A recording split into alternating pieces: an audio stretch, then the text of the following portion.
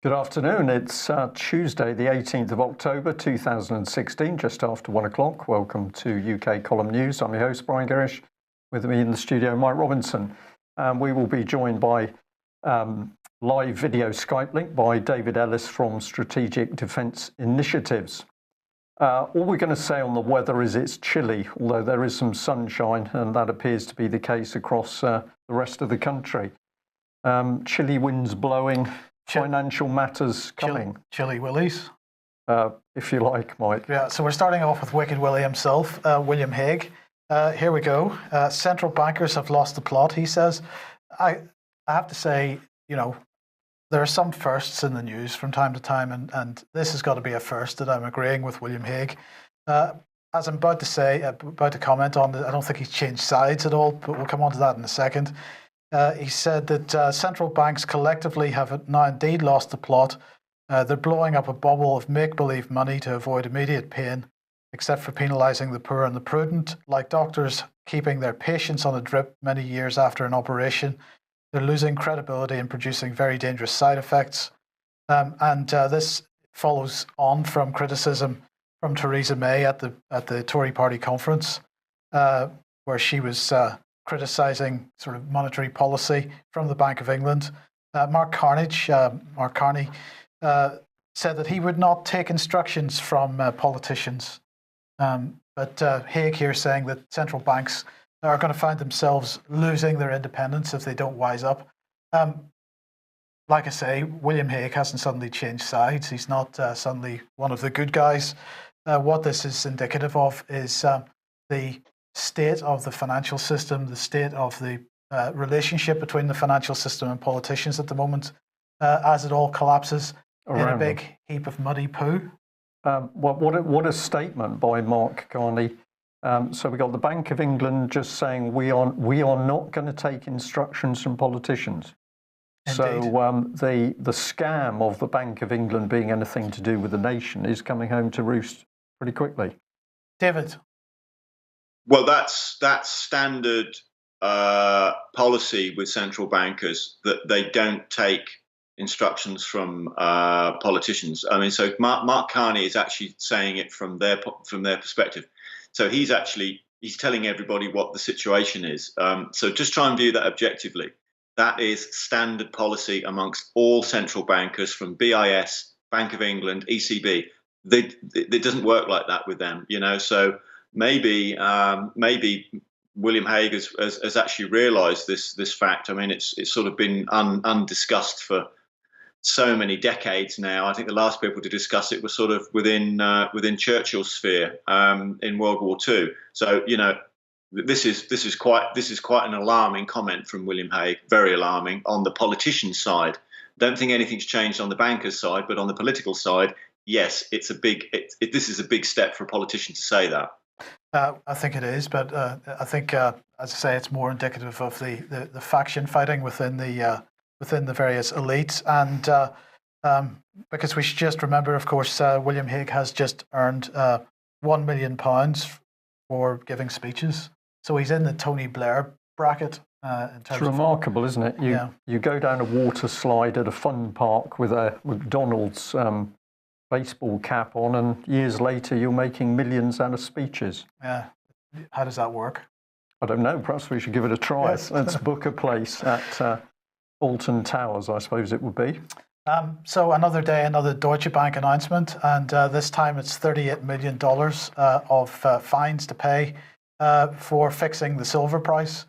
Gold and silver prices, everybody recognises that those have been fixed well and truly for a long time now, over the last 40 years anyway. So this is a settlement through the Manhattan Federal Court, just another load of money that Deutsche Bank can't really afford to lose, although it's a relatively small amount. It's not quite the $14 billion that they're getting worried about. Actually, Mike, before you move on, are those Mujahideen warriors in front of the Deutsche Bank there? Don't know. What can we say? Right, Royal Bank of Scotland. Government, of course, owned by the government. Of course, they were busy shutting down RT's bank accounts yesterday. At least one of their subsidiaries was. Royal Bank of Scotland, owned by the government. But unfortunately, by the time we sell the shares for this bank, we're going to be getting significantly less than was expected. So the current value of the government's holding is £14.8 billion. The government estimates that it's worth £21.5 billion. That's quite a bit of a difference. So the Office for Budget Responsibility making the point that, in fact, this is going to create a £6 to £7 billion hole in government finances. But of course, it doesn't really make any difference whatsoever to the overall debt. Well, this is 2015 figures. That was 1.56 trillion of debt. Despite all the yelling from the government that we're going to start paying this down, of course, it's only got bigger. So it's currently at about 1.6 trillion. Well, there you go. Royal Bank of Scotland sale of their shares isn't going to help much. Okay. Well, I thought I'd just add to that. This one, which we covered some time ago, but I thought it was very pertinent. This is the Blavatnik School of Government. So this is, of course, tied in with University of Oxford. We have so many of these funny little think tanks. They're all independent. They're full of people who can teach us how to do things better than we might know ourselves.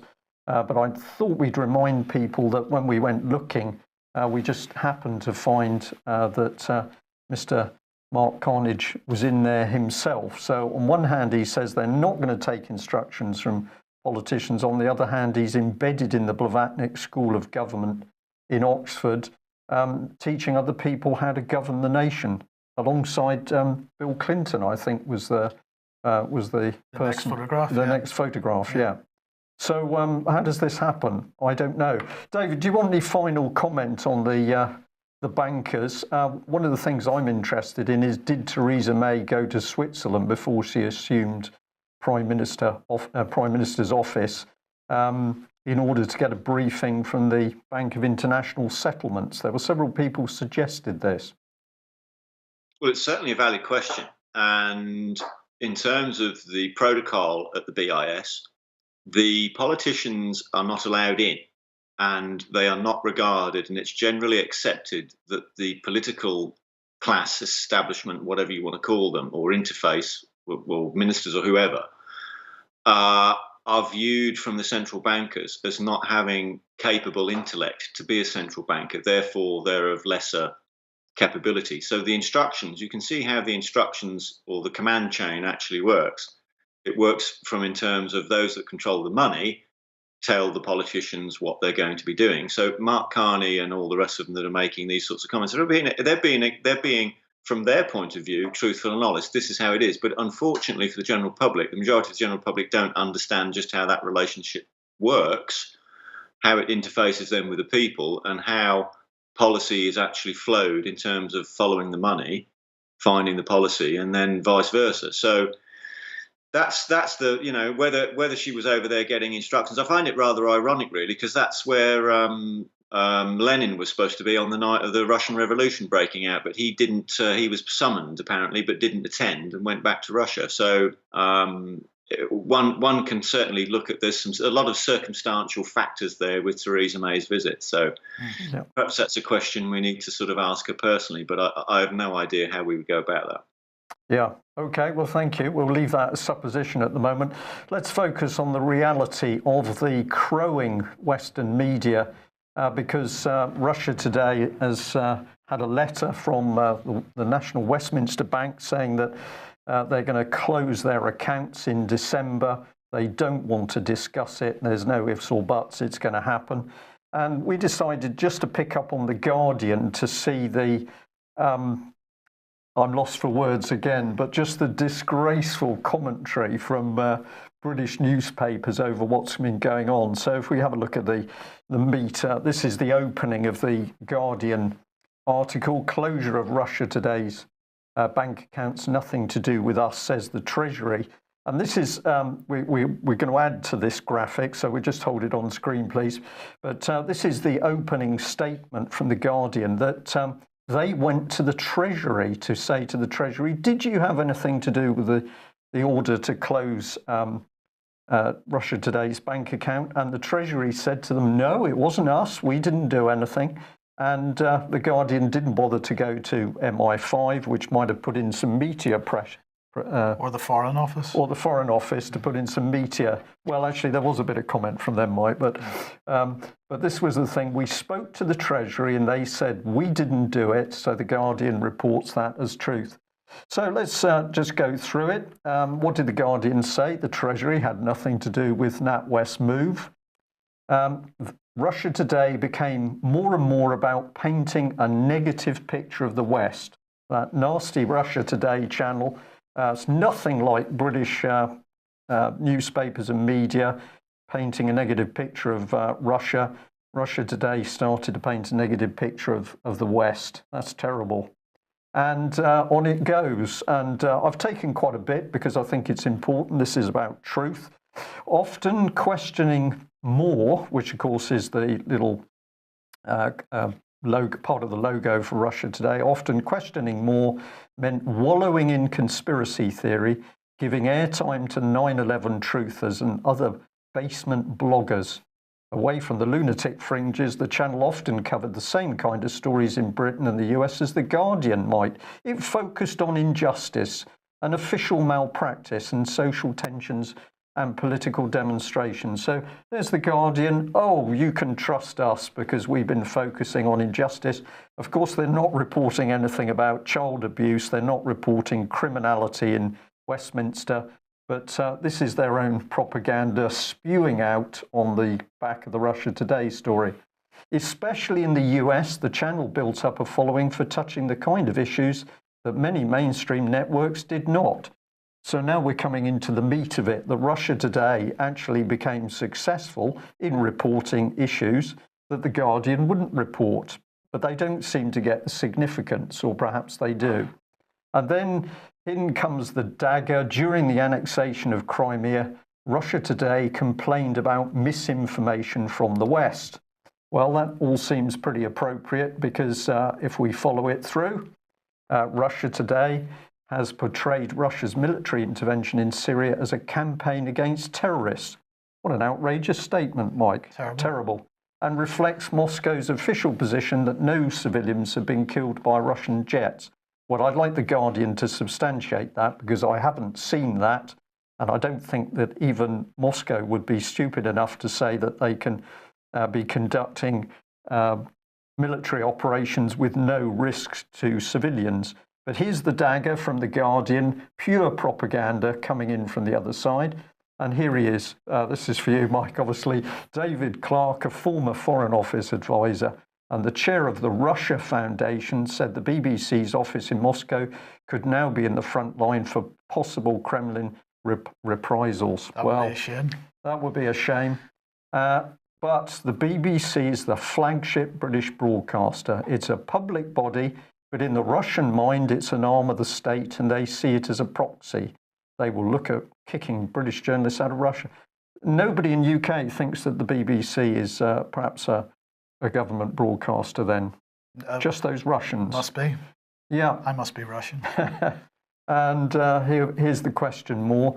Russia Today is trying to sow confusion and to create a climate of intellectual pessimism and nihilism by mixing the genre of news and outright fabrication. This is precisely what The Guardian and the BBC and many other newspapers are doing in the UK, and they're trying to put it on Russia. David, I'm going to stop at this point because this is such blatant nonsense and propaganda by The Guardian, of course, trying to claim the moral high ground.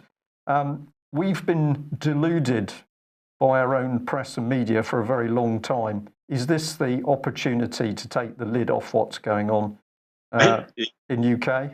Yeah, it most certainly is. I mean, I've just sort of viewed it with crikey, you know. I mean, that it's just all right. Well, only we're allowed to do the propaganda. You possibly couldn't even do any propaganda, and let alone, heaven forbid, reporting some home truths. We can't have that.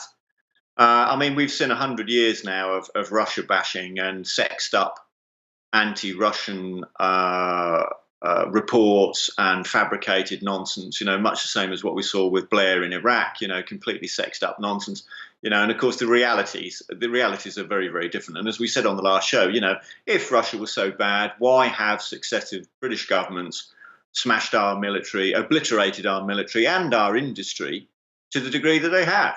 So the argument doesn't stack up. And the general public are seeing through it, and that's the point: is that that Russia Today were offering a very alternative, and let's be honest about it. They were offering an objective news. Certainly, we're not getting it in the UK. We're not getting what we should be getting because they can't, can they? It's a stitch up. So it's almost really. I think this is a bit like when the BBC banned Frankie Goes to Hollywood's Relax single. It went straight to the top. It got a lot of media attention. It stayed at number one for quite some time. So probably this is what's going to happen with RT, that they'll actually come out on top with this. Okay. Well, we just had a bit more, and of course we have to bring in the bank. So let's bring in the boss of RBS. Here he is, Mr. Ross McEwan. Now, I took this article, was actually RBS business chief seeks to rebuild the bank's battered reputation.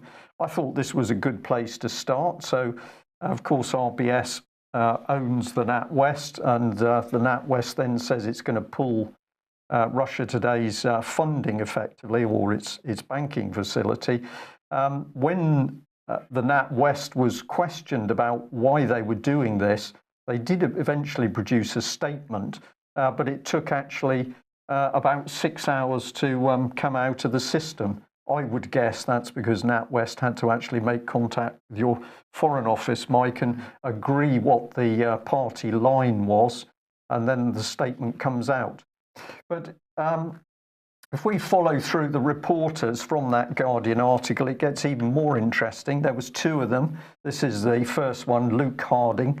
And he said in that Guardian article we just looked at, during the annexation of Crimea, RT did not report on the Russian soldiers deployed on the peninsula and complained about misinformation from Western media outlets, which said that Russian forces were present. So those despicable Russians, they didn't report something, and they dared to complain about Western reporting. And so Luke clearly got his underwear in a twist about this. But I was very intrigued to find an interesting site called offguardian.org, which featured this man, kindly provided this photograph. And in it, it said under Crimea and Ukraine, Luke Harding goes off his meds because he basically tweeted out, Russia now accusing Ukraine of armed Crimea insurrection, classic fakery, but to what end? And the point they made is that they asked him to evidence his claim that this was fakery, but there was no response. So they said he did not provide evidence for his assertion, but then evidence isn't really Luke's thing. So somebody else picking up this man and saying, who is he and what's the quality of his journalism? Well, this is his friend in the article. This is Sean Walker. He is an interesting man. He's the Guardian Moscow's reporter, but I don't know what he does exactly. He tweets a lot. He said it seems that freedom of speech is completely lost in Albion's Russophobic fog. That was a statement that came out of Russia Today, because they're saying it's clear freedom of speech has gone in UK. Russia Today is correct. And he answers the platonic ideal of a Russian official quote about the UK. I'm not actually sure what that means, Mike. I don't know what you'd get from that. Nonsense. Nonsense, that's what I thought. Most of his Twitter page is nonsense, but this is the quality of journalism from The Guardian, from Moscow. And if we just continue on the subject of The Guardian, because it's an important one, let's not remember it was The Guardian printing this untruth about Millie Dowler's voicemail being hacked. That was all part of the enormous spin to create the hacked off and to put the pressure through the system to get Lord Leveson's inquiry up and running with the help of Common Purpose, funded by Deutsche Bank, amongst others. What was the objective? To get greater government control of the British press and media. And just so that we get the right information on screen, one of the key things that UK Column was able to expose was that, of course, behind the Media Standards Trust driving for Leveson's clampdown on the press, we had The Guardian, and we pointed out that we had the Scott Trust, of course, running the Guardian Media Group. And if you dig into them, you're quickly into links through to the Rothschild banking dynasty. So it doesn't take much to say, is The Guardian independent? We don't think so. Does The Guardian get facts wrong? We think they do. Are they pretty good at British government propaganda themselves? We think they probably are. And we'll just leave you on this one, because if you have a little look on the Guardian website, you'll find that they were very good at exposing the lies, myths and half-truths of anything to do with the EU referendum, Mike. With some useful explainers. It should also be noticed, of course, that the Guardian appears to people to be mainly a news website, but in fact the news website is only a small fraction of what the Guardian does. And if we're looking at how this country is being transformed, as they like to say, constitutionally, and the rise of civil society in this country as one of the mechanisms of governance. Of course, The Guardian is running all these networks. They've got various civil society networks as part of their website. So we've got the common purpose networks operating throughout society, and The Guardian is providing a lot of the IT infrastructure that they need to operate. That's absolutely correct. So those social networks behind big society, driven by the Guardian networks, but the Guardian claims it's independent of British government. I think we're going to support Russia today on this one. Indeed. Well, the Brexit fiasco continues. We mentioned this a couple of weeks ago, but this is just starting to build momentum. So a number of so-called senior MPs speaking out on the issue of whether the referendum for leaving the EU should be allowed to continue, whether Theresa May should be allowed to continue with the Brexit process, or whether there should be a vote in Parliament about it. This is all about what's being described as the sovereignty of Parliament. The fact that because they demand that there is such a thing as the sovereignty of Parliament, that referendums are not legally binding, they're therefore advisory, and they're saying that David Cameron had agreed that in 2010. And therefore it should apply today. Nicky Morgan speaking out, Dominic Grieve speaking out, Kenneth Clarke speaking out on this. He had to say constitutionally this situation must be correct because referendums never played a part in British politics before Harold Wilson called his European referendum. And it's sensible because a referendum on a big, broad question tells us nothing about the dozens of issues that have to be tackled by the government in response to it. So let me get that right. A referendum in order to get us in is okay, but a referendum to get us out is not okay. That's pretty much it. Yes. Okay, and this will be the same Ken Clarke that doesn't want to look into constitutional issues around child abuse, for example. Absolutely. Yeah. Yes. Okay, well, we say that the UK is now a lawless state, and we're going to encourage people to come to the Winchester British Constitution Group conference on the 19th of November, and that is all about reasserting the rule of law. One of our key guest speaker is going to be Vanessa Beeley. Of course, this is the very brave lady that's been going into Syria in order to meet the real people, in order to report the truth about what's going on in Syria that's not being reported by the BBC or The Guardian, as just two examples. So if you haven't watched Mike's work with Vanessa Beeley, and of course Patrick Henningsen, a very big part of that as well, have a look on the UK Column website. But if you come along to the British Constitution, British Constitution Group meeting on the 19th of November, then you've got an opportunity of hearing Vanessa speak in person, and I'm sure you may also have the opportunity of having a chat with her. So we just say once again that the important thing is, if you're getting very concerned, as many people are, about what's happening in UK, as we see our government increasingly turn to criminal activity, we need to bring good people together, and you should start a network. Keep it light-hearted and have a coffee together. Right. Unaccompanied children. Well, this has hit the news today. It's taking a pretty dark turn, in my opinion, if it could get any darker than it was already.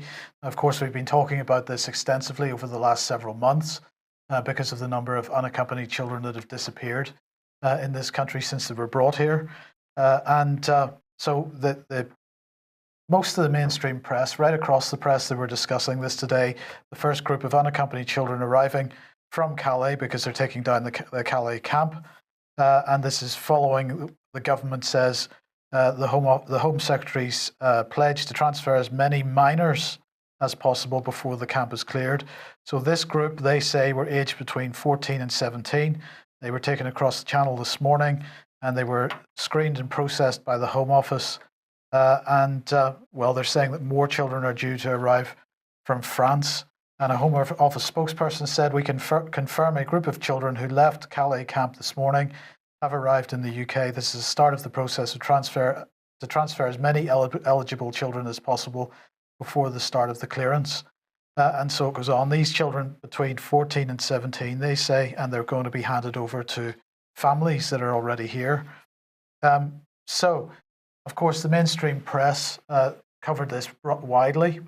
The first Calais children, in inverted commas, arrive in Britain. Migrants who claim to be aged 14 to 17 are reunited with their families in the UK as French prepare to demolish jungle camp. And we started seeing images like this. This apparently is a 14-year-old dressed in a grey hoodie and jogging bottoms, escorted by Home Office officials in Croydon. This is one that's doing the rounds of the Twitter sphere because this is another youngster. Does he look like a youngster, Brian?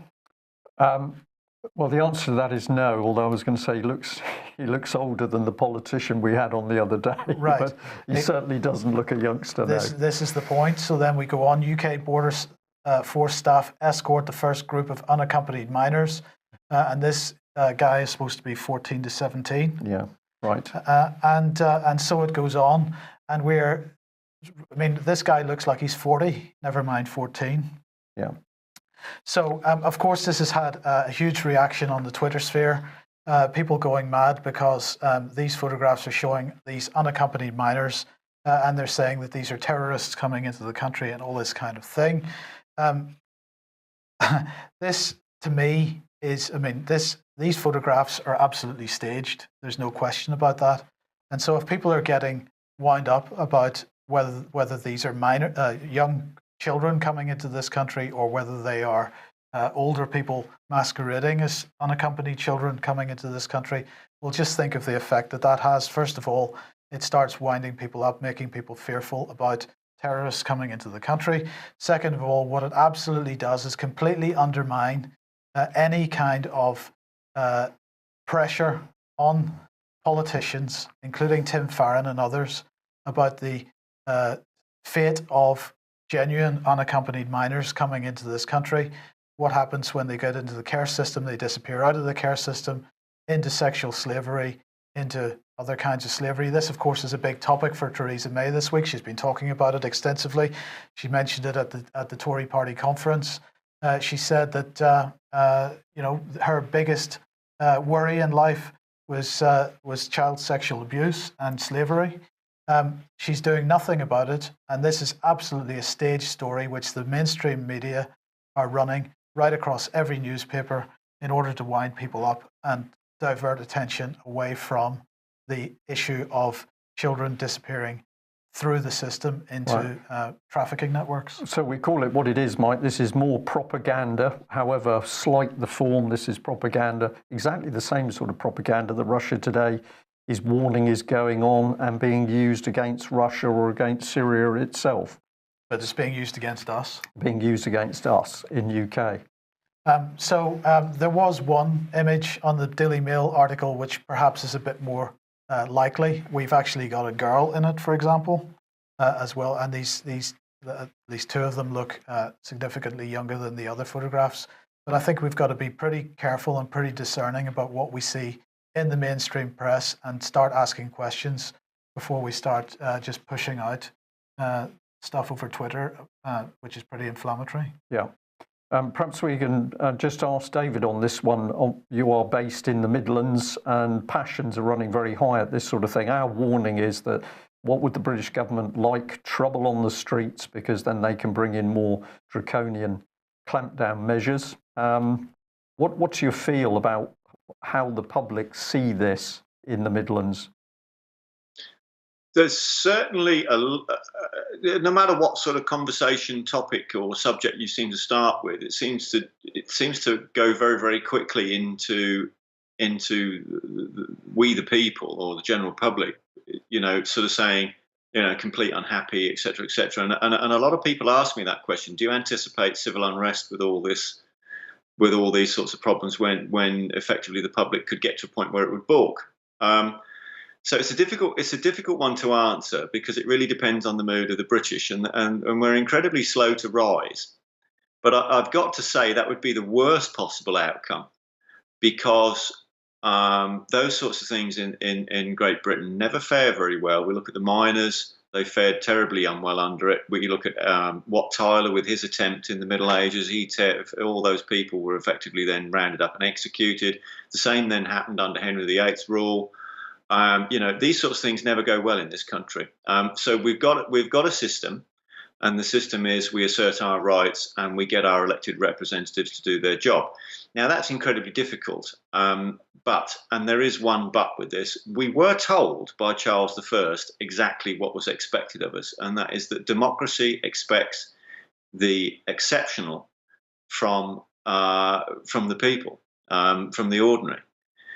So there's your instructions, everyone. You've all got to be exceptional. And I'll leave it at that.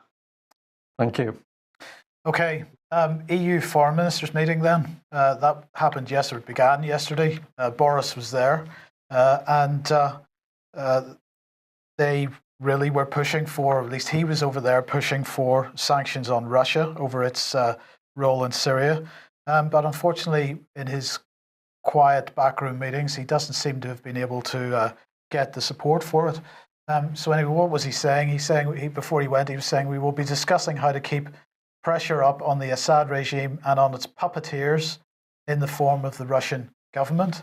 And he said, but let's not forget about the Iranians. We got to keep banging on about the Iranians because they are just as bad. And so this is Conservative Friends of Israel policy, Mike, coming out here. If you follow it through, absolutely. You can just tick this stuff off. So, yes, absolutely.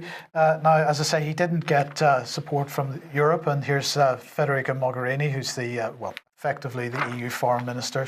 That's not really her title, but she's certainly in charge of foreign affairs in the EU. And she said that basically sanctions on Russia have not been proposed by any member state. So Boris couldn't get any support in the back room, so he didn't make it a formal request. But we have sanctions on the Syrian regime, and there are discussions on that for sure. Well, they were pushing absolutely for Russia to do something about Aleppo. The situation deteriorating in Aleppo, escalating violence, causing untold and unacceptable suffering is what they were saying. They said that the Syrian regime has primary responsibility for protecting the Syrian population. The EU therefore strongly condemns the excessive and disproportionate attacks by the regime and its allies, both deliberate and indiscriminate. And so it went on. In these deteriorating circumstances, the EU urgently calls for an end to all military flights over Aleppo city. So that was the type of language that was coming out of the EU foreign ministers meeting yesterday. And so the Russians basically said, right, okay then, we'll do that. So it came from the EU. It also came from New Zealand. So this is Vitaly Churkin, who's the Russian ambassador to the United Nations. And he took note of a draft resolution in the UN from New Zealand. He said this is an interesting effort, and I think that we can definitely consider it. I hope that they will be persistent in their efforts. And so what they were proposing was withdrawal of insurgents from eastern Aleppo in compliance with the UN Secretary General's special envoy to Syria, that's de Mistura. The MPs that were talking about this the other day kept quoting Stefan de Mistura, but they weren't really supporting him. New Zealand has decided they're going to support him. They've put a draft resolution into the UN. Russia said, okay, no problem. And they said today that they were going to have an 8-hour ceasefire. They think that a longer pause, 48 or 72 hours, would require some mutual agreements. But what they then went on to say was that they would be setting up corridors for civilians to leave eastern Aleppo, and also the withdrawal of militants if they wanted to leave. So they're going to allow people out. At the moment, it's only an 8-hour ceasefire, but with some agreement from other parties. Probably we're talking the UK and the United States here. That could be extended to 48 or 72 hours. So basically, once again, Russia is calling the West bluff. The European Union foreign ministers meeting and the comments that we've made or that we've highlighted over the last couple of days from the UK ambassador to the United Nations, criticizing Russia left, right, and centre. Well, Russia has once again said, okay, guys, we'll do what you ask. Now, basically, put up or shut up is really what's going on. Yeah, so Russia's calling for ceasefires and obviously has the capability with help to make that happen. What happens in Britain? Russia today gets their bank accounts closed down because we wouldn't want too much alternative media on the subject of Syria coming into the country. It's pretty easy to spot. Well, we're just going to say, against that background, it's interesting to have a look at what's been happening to the British military. And David Ellis, of course, has picked up on that. I'm just going to introduce the subject of the continued military integration into the EU. And we've got Major General Robert McGowan, the gentleman on the left in this picture. Well, he's been popping over to Potsdam. And he's very big on tweeting. So here's the tweet today. I'm in Potsdam in Germany discussing the future of our EU operations with my fellow op and mission commanders, EU NAVFOR and Op Atlanta. Now, most of this is tied in with the fact that it requires the whole of the European armed forces in order to deal with a few pirates out in the Far East. These people are apparently so powerful it requires joint naval operations. Personally, I don't believe a word of it. But David, you've got some other comments on the significance of the General's visit to Potsdam. Yes, it followed the week previous, obviously, Mike Fallon being over with German minister and agreeing to enhanced defence union with the Germans. So taking that conjoined with the fact that we've already got a defence union with the French, what we've effectively got is a kind of bridgehead or a series of stepping stones into full EU military union.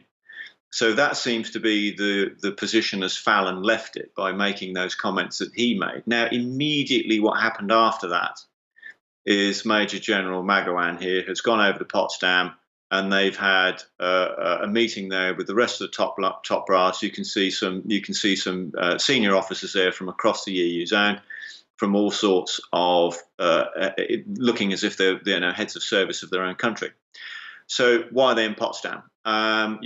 We've got to ask the question that is there a already existing EU military command and control centre headquarters already there?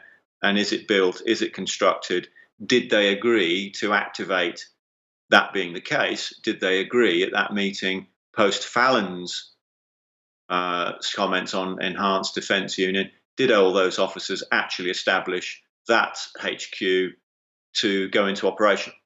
So those are the questions that we're sort of seeing in terms of those sequence of events coming out of it.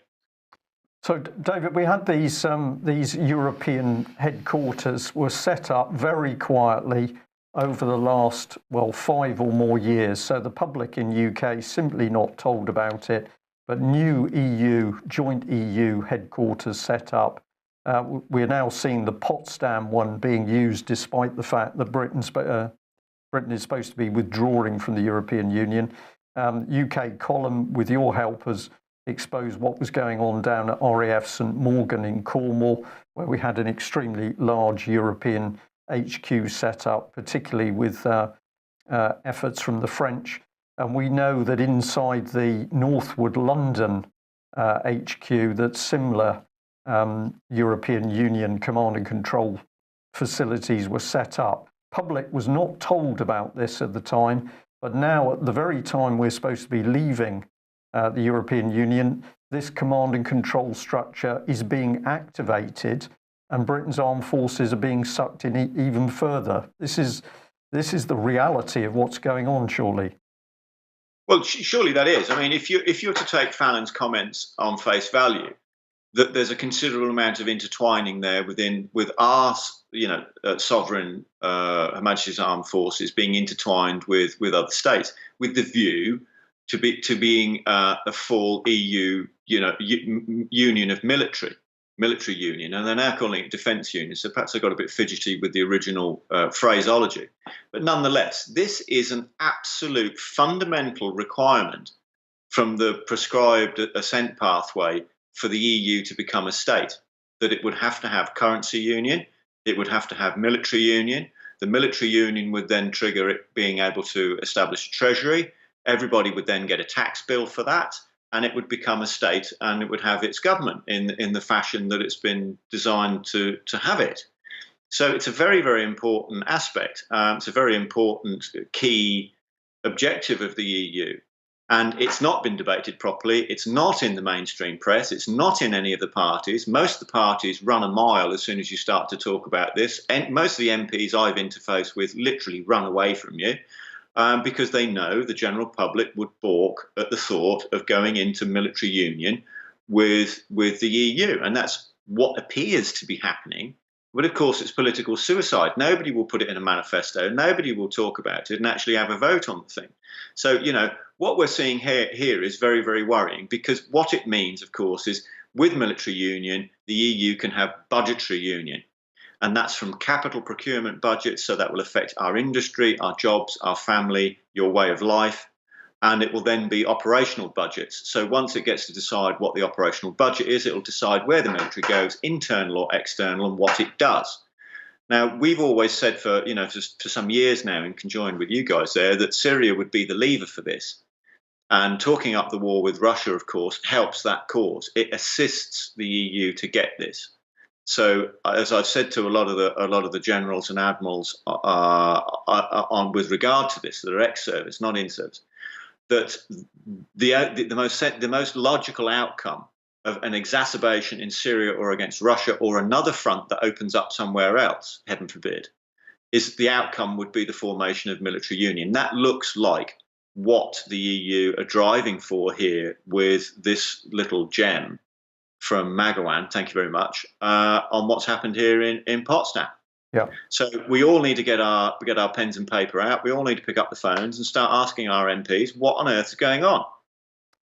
David, thank you for that. Well, we just add in another part of that picture because, of course, while we've got Boris Johnson and other people warning of the terrible threat from Russia, not only on a world stage but within Syria, this was UK Column reporting back in June last year. And what are we saying? $500 million is being cut from the defence budget and savings that George Osborne was supposedly making. So we were told just a year ago that nobody really understood anything was happening in Russia, and therefore it was safe to start cutting our military. Of course, those cuts we now know were designed to make sure that Britain's military couldn't stand alone, and this subversive integration with the European Union would have to take place. And we'll emphasise it with this report from June as well. We were reporting on the comments by Brigadier General Peter Zwack from the US Army retired, and he says that he was warning at the time of the West policy with Russia. So he was blaming the West for starting to get in very dangerous territory with the Russians. He wanted a proper dialogue. He said we need to get the forces standing back from each other.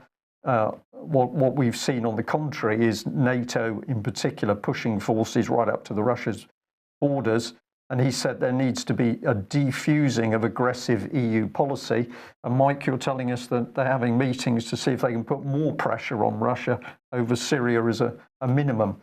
And we also highlighted that in the background, we'd got key people, Oliver Letwin and Francis Maude, who were driving this policy through.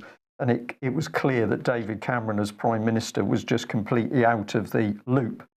And the other part of the jigsaw was the fact that you were kind enough to flag up for us that there was an attack coming on British Aerospace in order to get that company taken over, most likely by American military firms.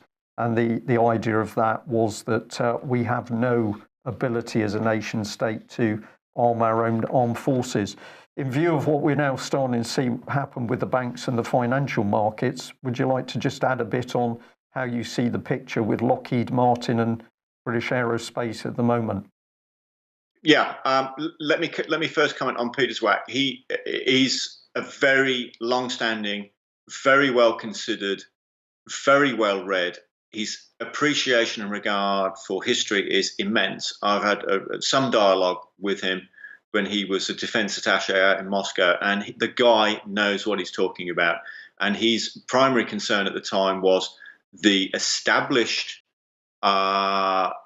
pathways and meetings and correspondence that used to occur with the United States, NATO, and Russia were being collapsed and shut down. And he viewed it as being exceptionally dangerous, and that was not the right way to be going. So you can see what the initial steps were by the Western governments. His advice was probably linear with ours, and certainly then concurred with a lot of our old admirals and generals. Very quickly after the Sochi Games, he was retired, post some interaction with John Kerry. So if for those of you who are interested, this guy really talks sense. You know, he really does talk sense. His primary concern is humanity, is the safety of humanity. He's on Twitter to capital P, capital Z, Peter Zwack. Link up, follow him, tweet him, offer him some support. He's going around trying to actually, you know, talk about the right stuff. So close loop with him. On the BAE front, if there's what we'll see if we're right about our analysis was this, is that very soon there'll be some capital procurement announcements on an EU basis, and we'll see that impact the money flows and policy flows as to how that affects our industry and our capital procurement budgets, and that will cannot only but go one way and have some kind of effect upon BAE, Rolls-Royce, Babcock, and all the other key players. So there's going to be some changes very soon to that if the other pathway continues. So you know, not good. We need to be able to make washers and nuts and bolts in this country, and we're going the wrong way with it all. It's not good. If you look at the way that the EU SDSR cut to join program, it wouldn't be correct to say decimated engineering in the Midlands, because that would be 1 in 10. What it did was obliterate it. Okay, we'll pause on that note of truth. We're going to end on the subject of UKIP. We've had resignation by Stephen Wolfe, and this has been picked up by the Telegraph, saying that basically UKIP is in a death spiral. This would have been a good man to lead. He's leaving, and the report is that UKIP is in chaos. Now, this is a subject which, whenever we talk about UKIP, viewers and listeners to UK Column, some of them at least, get a bit twitchy. We're going to stick to our guns. We consistently said and warned that Nigel Farage would lead UKIP into a cul-de-sac, which would end in disaster. They're now in that cul-de-sac. If we can just pop that one back on screen, please, Theo. What I wanted to say really echoes what David has said. What's the solution to what's going on with UKIP? Well, the rank and file of UKIP need to act independently of their failed UKIP party leadership. They've got to expose the true state of the United Kingdom, which is that it has now become a corrupt, lawless state run by a lawless parliament. And those UKIP, the rank and file body of the UKIP church, need to re-engage with their 14 million voters and win more millions from all the people who are suffering under this regime. It's time for ordinary UKIP supporters to leave their leadership and start to act as individuals, which is exactly what David Ellis has just told us. We need ordinary people to stand up and be counted and to act in an exceptional way. So there's the solution. But we're going to say we warned and warned where UKIP would be taken by Nigel Farage, and that is a disastrous cul-de-sac just at the time when all of those 4 million voters should be working to get us out of Europe and to get law and order restored in Britain. David, thank you very much for joining us. That's the end of today's news. We will be back at the same time tomorrow. Thanks very much. Bye-bye.